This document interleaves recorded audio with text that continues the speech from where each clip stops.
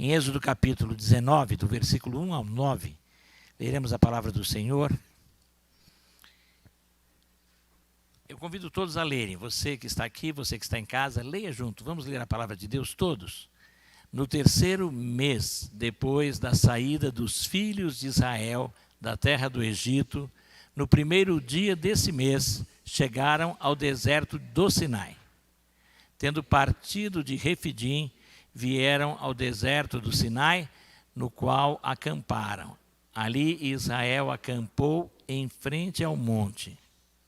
Moisés subiu para encontrar-se com Deus, e do monte o Senhor o chamou e lhe disse: assim você falará à casa de Jacó e anunciará aos filhos de Israel: vocês viram o que fiz aos egípcios e como levei vocês sobre asas de águia e os trouxe para perto de mim. Agora, pois, se ouvirem atentamente a minha voz e guardarem a minha aliança, vocês serão a minha propriedade peculiar dentre todos os povos, porque toda a terra é minha. E vocês serão para mim um reino de sacerdotes e uma nação santa. São estas as palavras que você falará aos filhos de Israel. Moisés foi, chamou os anciãos do povo e expôs diante deles todas estas palavras que o Senhor lhe havia ordenado. Então todo o povo respondeu a uma só voz: tudo o que o Senhor falou, faremos. E Moisés relatou ao Senhor as palavras do povo. O Senhor disse a Moisés: eis que virei e você numa nuvem escura, para que o povo ouça quando eu falar com você, e para que também creiam sempre em você, porque Moisés tinha anunciado as palavras do povo ao Senhor. Obrigado por tua palavra agora lida, e pedimos que o teu Espírito nos conduza na exposição, no entendimento, no acolhimento e também na prática da mesma. Em nome de Jesus, amém. Alianças de Deus com o povo e do povo com Deus. O conteúdo essencial dessa passagem é um convite para um encontro com o Senhor em Sinai, para obedecer a sua voz, para entrar em um relacionamento de aliança com Ele, ou um relacionamento pactual. Desta forma, esse parágrafo resume bem a totalidade dos capítulos 19 a 24 do livro de Êxodo, o encontro com o Deus eterno, Yahvé, a lei de Deus e a confirmação desta aliança. Quando Israel chega ao deserto de Sinai e acampa em frente ao monte, isso é o cumprimento do sinal que o Senhor prometera a Moisés na sarça ardente. Ele iria libertar o seu povo do Egito e os israelitas iriam servir a Deus neste monte. Está em Êxodo 3:12. Este monte é o monte onde Deus se manifestou a Moisés, onde ele viu aquela sarça, aquela moita de espinhos que queimava. E era muito comum haver incêndios naquela área, incêndios às vezes porque um raio vinha, às vezes raramente, mas chove, e havia outras maneiras em que alguns acham que até havia uma combustão natural, porque há uma oleosidade, mas qualquer chama poderia levar. E ali, naquele lugar onde Moisés viu, e a diferença de outros incêndios, de outros arbustos queimando que ele tinha visto, uma sarça, assim é chamado, podemos dizer um pequeno arbusto, é que os outros queimavam logo e desapareciam, viravam cinza. Aquele ficou queimando, queimando, queimando e não desapareceu. De repente ele ouve uma voz e há uma manifestação, ele vê um ser que ele vai entender e identificar como sendo o anjo do Senhor, e entendemos que é uma das manifestações da segunda pessoa do Deus triuno, o Verbo de Deus, aquele que vem a ser Jesus Cristo. Uma teofania, uma manifestação visível do Deus que é invisível. E ele se manifesta dessa maneira, em algumas vezes vai aparecer, a Bíblia fala que é o anjo do Senhor, e entendemos que é o próprio Jesus, antes da sua encarnação como Cristo, ele já se manifestava, e ele vai dizer, ele fala aos israelitas: antes de Abraão eu sou. Ele sempre foi, ele sempre existiu, e ele se manifesta também, e ele se manifestou a Moisés. Ele prometeu a Moisés que se ele obedecesse, fosse até o Egito, ele libertaria o povo e o povo voltaria para aquele lugar. Mas Moisés não voltaria sozinho. Quando ele voltasse para aquele lugar, ele voltaria levando, alguns acham que pelo menos 2 milhões de pessoas. E que ali ele foi. O que é Sinai? A palavra Sinai, que também, às vezes a gente vai ler, e quando Elias foge lá da rainha Jezabel, do rei Acabe, ele vai para esse lugar, só que quando é descrito o lugar para onde ele foi, é dito que ele foi para Horebe. Horebe e Sinai refere-se ao mesmo lugar, à mesma região. Há uma discussão sobre o lugar até hoje. Os estudiosos, uns falam que o Monte Sinai é aquele que está no sul do chamado deserto de Sinai, do moderno deserto de Sinai, que hoje é uma região que pertence ao país, ao Egito, e é uma grande montanha, a maior montanha de toda aquela região, um pico com mais de 2.000 metros, o pico maior dele tem mais de 2.000 metros, é uma cadeia de picos. Alguns dizem que o pico maior seria o pico do Sinai, mas toda a montanha, chamam de montanha de Moisés, até hoje os árabes usam essa palavra, o monte de Musa, o monte de Moisés, e o pico menor seria o Horebe, que no pico maior teria lá dentro uma grande caverna, onde Moisés teria sido colocado quando a glória de Deus se manifesta, isso vai ser descrito mais tarde, e no pico menor, Horebe, é onde Elias tem uma caverna menor, e lá Elias teria ficado escondido quando também ele tem a visão do Senhor, mas não nos estrondos, no fogo, mas quando o Senhor, um vento suave, calmo, Elias ouve a voz de Deus. O profeta Elias que vem centenas de anos depois desses acontecimentos. A palavra Sinai, alguns ligam com um deus antigo, num dos dialetos da região, que seria o deus da lua. Outros dizem que significa, a palavra Sinai poderia ter o significado de uma caverna grande, ou que também seria uma moita espinhosa. Sinai poderia ser um dos nomes para aquela sarça. Por isso que colocam, mas ninguém tem certeza exata. Alguns judeus acham até que Sinai vem de uma outra palavra que significa ódio. E que isso seria característica do sentimento que as nações teriam do povo de Israel. As perseguições que eles sofreram, pelo ódio que o povo tem, mas provavelmente refere-se a aquelas moitas que se encontravam ali. Quando a gente pensa em deserto, em geral, vem à mente o deserto de areia, o deserto do Saara. Mas os desertos daquela região, e o deserto do Sinai, é uma grande planície rochosa. Ele tem algumas árvores, pequenas árvores. É um lugar muito parecido com o sertão nordestino. Ele tem umas pequenas moitas, tem alguns paredões lisos. Durante quilômetros você passa, você vê isso. Mas tem lugares onde tem pequenas moitas, além dos oásis.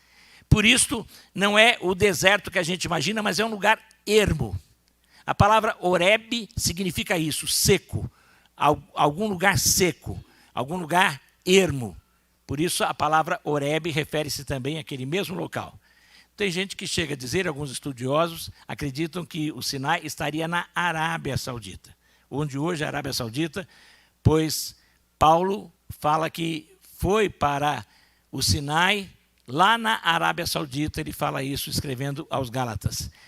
Não importa onde está localizado exatamente. Muitos peregrinos passam no Sinai mais conhecido. Tem, inclusive, um mosteiro, o mosteiro de Santa Catarina, que existe há milhares de anos, há quase 2.000 anos, 1.700 anos, o mosteiro de Santa Catarina está ali, no sopé desse que era considerado o clássico Monte Sinai, porque essa é uma tradição que os povos já tinham no passado. Importante é que, neste local, Deus se manifesta. Se foi ali a uma grande planície, onde milhares de pessoas, e alguns acreditam que aproximadamente 5 milhões de pessoas podem acampar. Uma grande planície aos pés do monte. Deus se manifesta e manda Moisés subir ao monte, e uma nuvem escura aparece, raios e trovões. Isso impressiona o povo se impressionava. Alguns povos antigos chegavam até a adorar o Deus da chuva, a adorar o Deus dos trovões. Por isso é muito conhecida a história de Thor, o Deus do trovão. Tal era o temor que os antigos vikings tinham, pois eles tinham que estar nos mares, e quando vinha uma tempestade com trovões e raios, aquilo seria perigosíssimo para as viagens que os vikings faziam, e por isso eles adoram Thor, pedindo e fazendo sacrifícios a Thor para que ele se acalme e deixe de bater o martelo dele. Daí vem a ideia do martelo, que bate e que faz aquelas faíscas todas.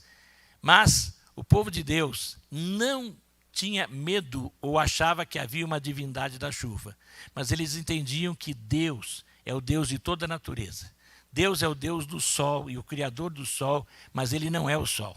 Deus é o Deus da lua, o criador da lua, mas ele não é a lua. Deus é o Deus dos mares, mas ele não é o mar.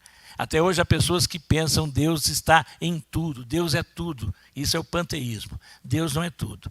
Deus é o autor de tudo, Deus é o criador de tudo, mas ele está sobre tudo. Deus estava ali, mas ele estava sobre a montanha. Havia riscos e perigos em toda aquela viagem, como há riscos e perigos na nossa viagem. Porque todos nós estamos peregrinando num mundo que é assim, seco, árido. A vida é assim. A gente tem momentos de oásis. O encontro das mulheres é um grande oásis. O participar de uma celebração como esta nos domingos é um oásis. Mas o dia a dia nosso é cheio de lutas, é cheio de trovoadas, de tempestades, de raios, de chuvas. E por isso a gente vive assim assustado. Este mundo não é o mundo que Deus criou originalmente. Este mundo não é o mundo de Deus. É o mundo que Deus fez, mas não é o mundo como Deus fez. É o mundo que foi acabado, estragado pelo pecado, culpa minha e sua, culpa de todos nós seres humanos. Deus não tem culpa de nenhum dos problemas. Deus não tem culpa das enchentes, Deus não tem culpa das secas, Deus não tem culpa dos terremotos, Deus não tem culpa dos problemas climáticos. Isso é culpa do homem, que não tem sabido fazer e cumprir as ordenanças dele, porque ele deixou tudo para nós conseguirmos fazer bem. Mas desde o momento que nos afastamos dele, as coisas entraram no descontrole. Os homens vêm a Deus, Deus chama e nos ama como ele chamou aquele povo. E os coloca ali. E ele vai dizer para aquele povo: eu quero usar vocês como o meu povo sacerdotal. Por isso que ele diz que o povo de Israel era um povo sacerdotal. O que é o sacerdote? Quem participou de missas antigas deve lembrar, ainda hoje, parece que nas missas existe este ritual. O sacerdote, o padre, ele pega a hóstia no momento da consagração, ele levanta a hóstia e ele se vira de costas para o povo e ele levanta, em geral, na direção de um crucifixo, na imagem de Cristo crucificado. E depois ele se volta e apresenta aquela hóstia que, no dizer dele, se representa o corpo de Cristo para o povo. Quando ele se vira de costas para o povo, ele está dizendo: eu estou levando o povo a Deus. E quando ele se vira de costas para o altar, para o crucifixo, ele está dizendo: eu estou levando Deus ao povo. O povo de Israel foi chamado para ser isto, sacerdotes. Eles teriam que levar as pessoas para Deus e Deus para o mundo. Por isso Deus deu a eles tanta coisa, tantos ensinos. Eles seriam um povo real, uma nação de reis. Porque Deus os usaria para orientar o mundo, não reis no sentido de ditadores, de exploradores dos povos, mas de reis sábios e justos que conduziriam, que através das leis que Deus daria a eles, poderiam administrar o mundo todo. Nós sabemos do fim da história e como este povo se revoltou e como este povo se voltou contra Deus. Deus estabelece com eles uma aliança. Em hebraico essa palavra é berit, que pode ser traduzida como pacto, como concerto. Algumas traduções apresentam como pacto, outras traduções apresentam como concerto. O sentido é o mesmo. Uma celebração antiga que se fazia, porque um dos sentidos dessa palavra lá no hebraico, uma palavra, um verbo que acompanha, significa cortar para fazer o concerto. Então, cortavam os sacrifícios de animais eram apresentados em sacrifício quando havia um concerto. Mesmo um concerto entre pessoas, entre homens, até entre nações, entre reis. Eles sacrificavam animais, repartiam os animais, colocavam animais de um lado, animais de outro, fazendo uma espécie de corredor, e os que faziam parte do concerto atravessavam entre os animais, atravessavam entre aquelas partes, e ali era estabelecido o concerto no meio daquilo que era sacrificado a uma divindade. Deus faz Abraão ter um sonho assim e mostra só que não é Abraão, é uma tocha que atravessa, porque é Deus mesmo que estabelece o concerto. Aquela aliança que Deus fez com aquele povo. A aliança, o acordo que é feito, em geral envolve duas partes. Como você faz qualquer acordo com uma pessoa, quando você estabelece aliança de casamento, é um concerto entre duas partes. Há responsabilidades para os dois lados. Mas a aliança com o povo de Israel foi quebrada, infelizmente. Várias vezes foi quebrada. Esse povo foi castigado. Por fim, eles quebraram quando rejeitaram aquele que era o próprio Deus encarnado, Jesus Cristo. Ele é crucificado. E esta aliança é quebrada, o povo de Israel começa a sofrer e até hoje tem sofrido. Mas Deus ainda assim permanece fiel. Ele estabeleceu uma aliança antiga e ele sempre vai atrás. Sempre vai buscando.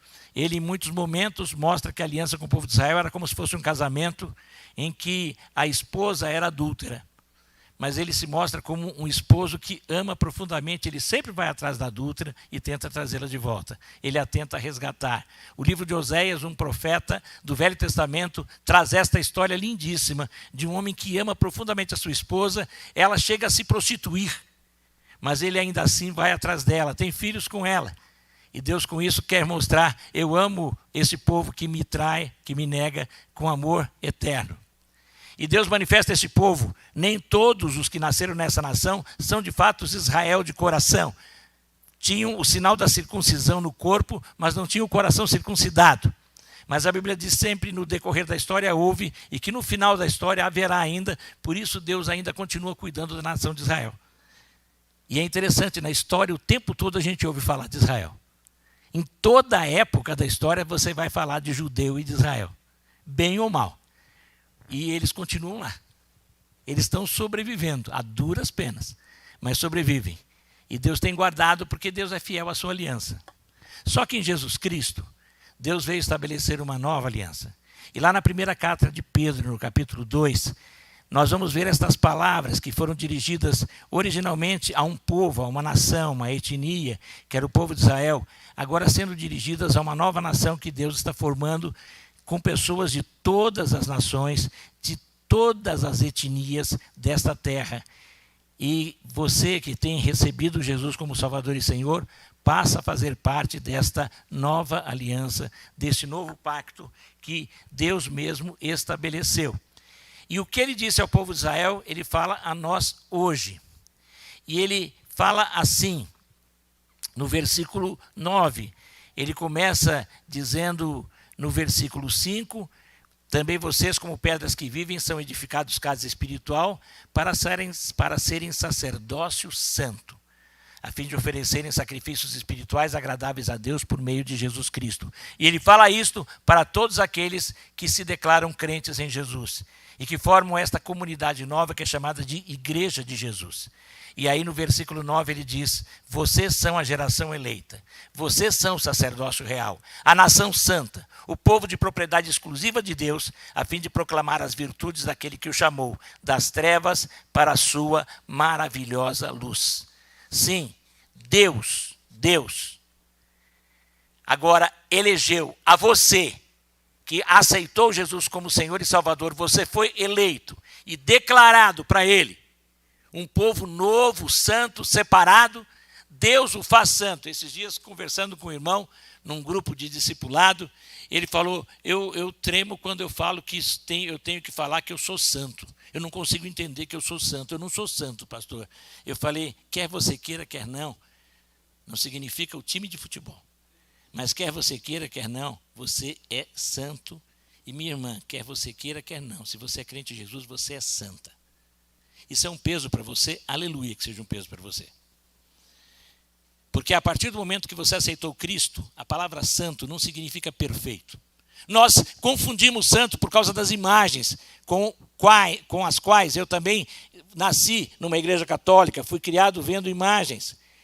E eu sei que as imagens representam pessoas ali que não vão ter pecado, porque não fazem nada mais, parados. Esses são os santos. E muito disso está na cabeça de muita gente até hoje. O santo é assim, algo que não faz, ele é ali, ele não vai pecar porque ele é imóvel. Ele não tem, mas de vez em quando ele pode cair também e machucar alguém. Mas ele fica ali. Muitas pessoas têm essa ideia, nada contra quem tem. Nós podemos ter até belas imagens artísticas, até uma arte em torno disso. Mas venerar aquilo, prestar culto àquilo, não tem sentido e a palavra de Deus condena. E nós não podemos ter isto e esta imagem na nossa cabeça como santo sendo alguém perfeito. Não. Santo é separado. A palavra santo vem de separar e dedicar para Deus. Quando você aceitou Jesus, você aceitou que ele fazia uma aliança com você, um pacto com você, e você aceitou o convite dele, e você estabeleceu uma aliança com ele. Então, a partir daquele momento, você foi declarado separado. Você foi chamado para fora. A sua vida não pertence mais a você, e você não pertence mais a esse sistema mundano. Você tem que pertencer a Deus unicamente e ao sistema divino, ao reino de Deus e não aos reinos do mundo. E por isto, você agora entra num processo de santificação, cada dia mais santo. Quando celebramos a ceia do Senhor, cada mês nós nos lembramos disto, porque a aliança que ele estabeleceu, como havia aliança feita com sacrifício de animais, dessa vez, lá no Calvário, há mais de 2.000 anos, Jesus Cristo estabeleceu essa aliança através do seu corpo que foi partido por nós, através do seu sangue que foi derramado por nós. Ali, com o próprio corpo dele, o sangue dele, ele estava pagando o preço do meu e do seu pecado, da nossa condenação. E assim ele estava dizendo, com o meu sangue eu estabeleço aliança. E quando você aceitou ele, o Espírito Santo levou o efeito desse sangue para dentro do seu coração. E você é dele. E você tem que se conscientizar. Mas você diz, mas eu faço tantas coisas falhas e erradas, e graças a Deus que você reconhece isso. Porque você só reconhece isto, e você não se sente bem fazendo isto, porque o Espírito Santo de Deus em você o incomoda. Aleluia! Porque ele se entristece. E essa tristeza é sentida dentro de você, porque você é dele. Mas sabe como você vai acabar com essa tristeza? Se arrependendo do seu erro, confessando o seu pecado e falando, Senhor, eu reconheço que o Senhor me ama com amor eterno. E como Deus dizia para Israel, eu vou atrás de você, nem que seja lá no fundo do poço. Por isso ele insiste e persiste. E meu irmão, minha irmã, a melhor coisa que tem a fazer é ir para ele. E falar, Senhor, eu não tenho forças, mas eu creio que o Senhor em mim me dará forças para fazer o que o Senhor quer. Dia a dia. E não é apenas no dia de ceia que você renova este compromisso, mas este compromisso tem que ser renovado diariamente. Através da oração e da leitura da palavra de Deus a cada dia, da confissão de pecados, do reconhecimento do perdão, da aceitação deste perdão, do arrependimento verdadeiro, que o levará a se consertar com ele, mas se consertar também com aquela pessoa a quem você ofendeu. Se consertar com aquela pessoa por quem você se sente ofendido. E não ficar carregando mágoas. E não ficar tentando e pensando em vinganças, mas de fato, lembrando do amor e da misericórdia dele, sendo também um canal de amor e misericórdia para com aqueles que estão ao seu redor, mesmo aqueles que te fazem mal. Porque Jesus Cristo começa na cruz, na primeira frase que diz, a dizer o quê? Pai, perdoa. E isso teria que ser a minha frase todo dia, Pai, perdoa. Isso tem que estar no seu coração. Nesse sentido, a aliança que foi estabelecida lá no Sinai. que foi quebrada, infelizmente. Deus não quebrou e continua a buscar aquele povo, mas ele, através de Cristo, veio buscar todos os povos e eu e você. Fomos escolhidos para estar com ele. Aleluia por isso. Você foi eleito pelo Senhor. Aleluia por isso, vamos dizer? Aleluia. Você foi eleito para ser salvo. Diz aleluia. Aleluia. Mas você foi eleito para ser santo. Diz aleluia. Parece que é mais fraquinho esse aleluia. Você foi eleito para ser salvo. Aleluia. Eu e você fomos eleitos para sermos santos. Aleluia. Aleluia. Amém. Vamos celebrar esta ceia. E é interessante que a última frase do que nós lemos, lá no capítulo 9, no final do versículo 9, ainda do capítulo 19, coloca novamente o versículo 9. O povo diz com alegria que vai cumprir. Eis que virei a vocês numa nuvem escura, para que o povo ouça quando eu falar com você, e para que também creiam sempre em você, porque Moisés tinha anunciado as palavras do povo ao Senhor. Moisés é o primeiro homem usado para colocar no que ele tinha na época as palavras do Senhor. Ele é aquele usado para começar. Alguns dizem que outros ajudaram, mas ele é o principal redator. Pode não ter sido o editor final, mas é o principal redator dos primeiros 5 livros da Bíblia, que os judeus chamam de Torá, e que nós reconhecemos como Pentateuco. E quando é dito isto, é dito que ali está começando a ser, e ali começavam a ser registradas as palavras do Senhor, e esta palavra chega até mim e você. Por isso, eu tenho que a cada dia ler, estudar e obedecer esta palavra, a cada dia conversar com este Deus, e a cada dia, como povo sacerdotal, assumir o compromisso de levar Deus ao povo. E intercedendo, levando o povo a Deus, aonde estiver.